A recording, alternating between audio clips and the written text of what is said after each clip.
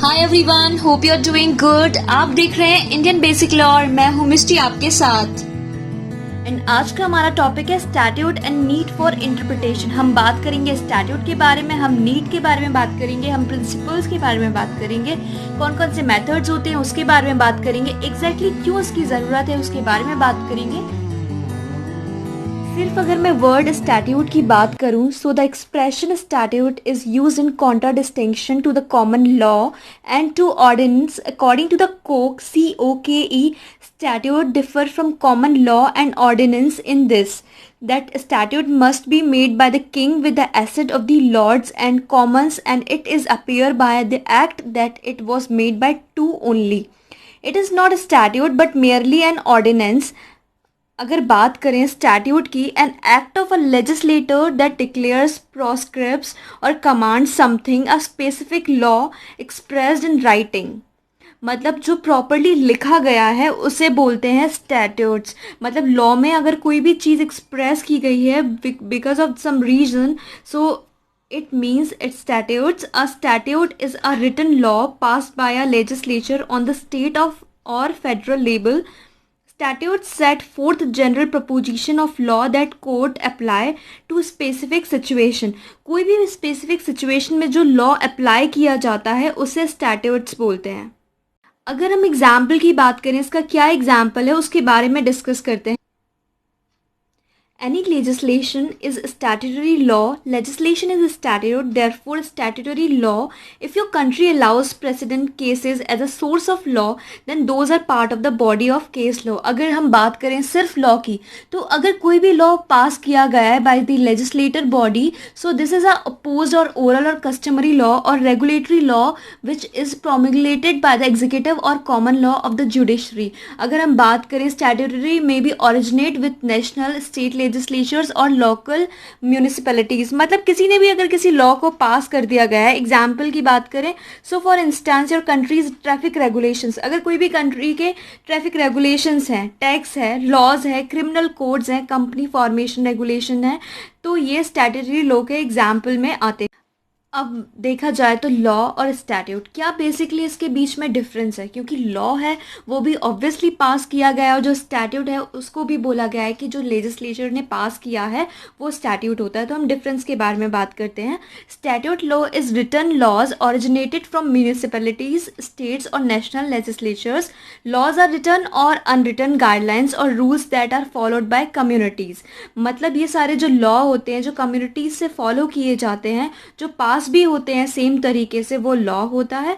और statutes are not cumulative, each legislative session has a separate volume, laws are cumulative.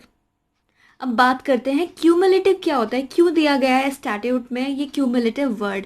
Cumulative का मतलब होता है किसी भी चीज़ को ग्रो करना, keep on increasing something which is getting bigger with more additions, that is cumulative. जो एडिशन होते रहते हैं लॉज के, जो डिफरेंट रूल्स एंड रेगुलेशंस बनते रहते हैं, दैट इज़ क्यूमुलेटिव।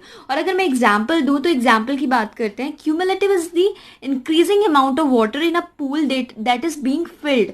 मतलब अगर कोई पूल में पानी बढ़ता जा रहा है, so that is the example of cumulative.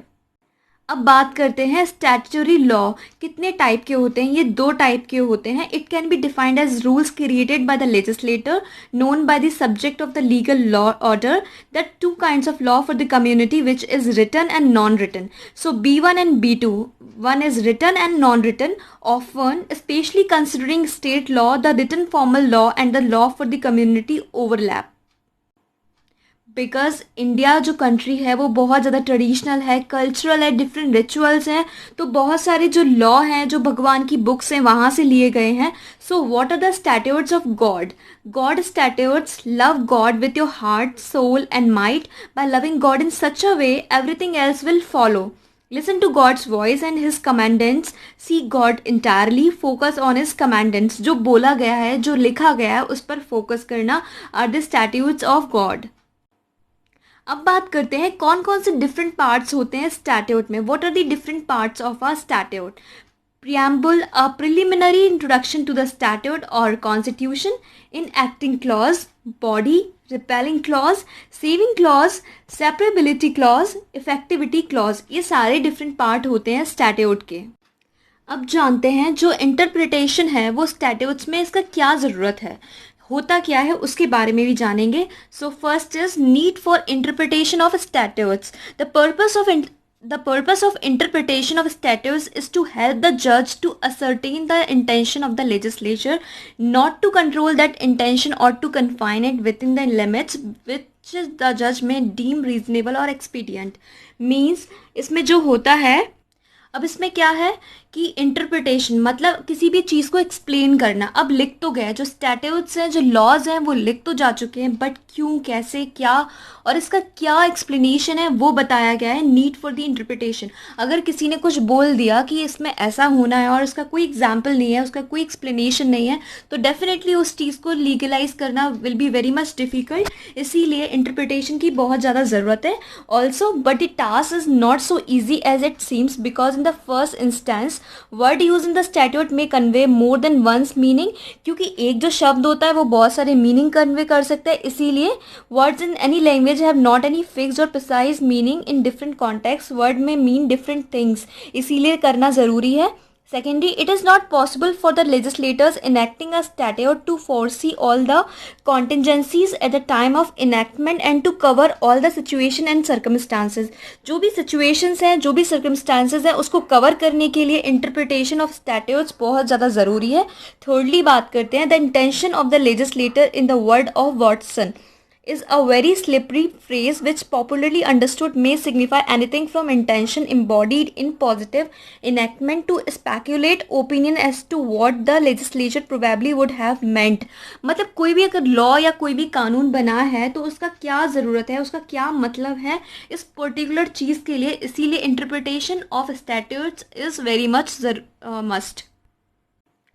What are 3 rules of interpretation. 3 different rules होते हैं इंटरप्रिटेशन के. वो कौन कौन से होते हैं उनके बारे में बात करते हैं. The literal, golden and mischief rule and also the integrated approach known as purposive approach. Each rule will be looked at individual with case examples. हर जो रूल होता है वो एग्जाम्पल के तरीके से सॉल्व आउट होता है, मतलब उसको देखा जाता है.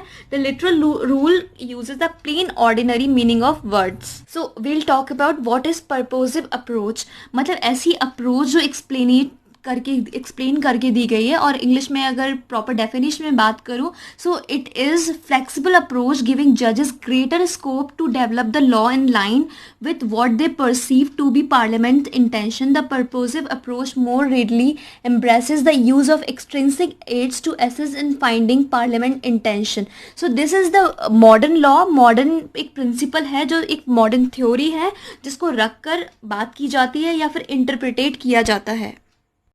Now we'll talk about what are the basic principles of interpretation of statutes. A basic principle of statutory interpretation is that courts should give effect, if possible, to every clause and word of a statute. Avoiding it is maybe any construction which implies that the legislature was ignorant of the meaning of the language it employed. Basically इसका मतलब ये है कि हर word का, हर function का, हर चीज़ का एक explanation होना चाहिए जिससे कि कोई भी मिसअंडरस्टूड नहीं करे किसी भी लैंग्वेज में. किसी भी जो भी चीज़ में लिखा गया है उसको अवॉइड नहीं होना चाहिए, मतलब वो प्रॉपरली एक्सप्लेनेटली होना चाहिए. What are the 4 methods of constitutional interpretation? The 4 ways to interpret the constitutions are originalism, textualism, pragmatism and stare decisis. Thank you so much. अगर आपको ये वीडियो पसंद आया है तो लाइक कीजिए, सब्सक्राइब कीजिए और बेल आइकन ज़रूर दबाइए जिससे कि आपको पता लग जाए मेरी लेटेस्ट वीडियोस के बारे में. और कमेंट सेक्शन में बताइए आपको ये वीडियो कैसा लगा और आप नेक्स्ट वीडियो में क्या देखना चाहते हैं. Thank you so much for watching.